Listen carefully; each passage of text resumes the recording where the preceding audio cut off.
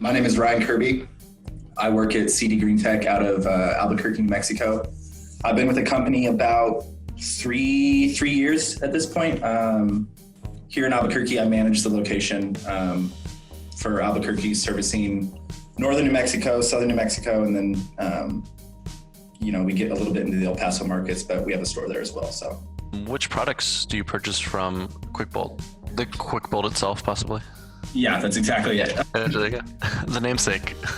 That's good. Have you noticed any changes to maybe your workflow or any feedback that you've heard about it? Everyone likes it. I know that it's easy. It's something that we definitely move a lot of it. I think guys like it just because I think it's pretty straightforward. You just got the puck, the lag, boom, done, mounted.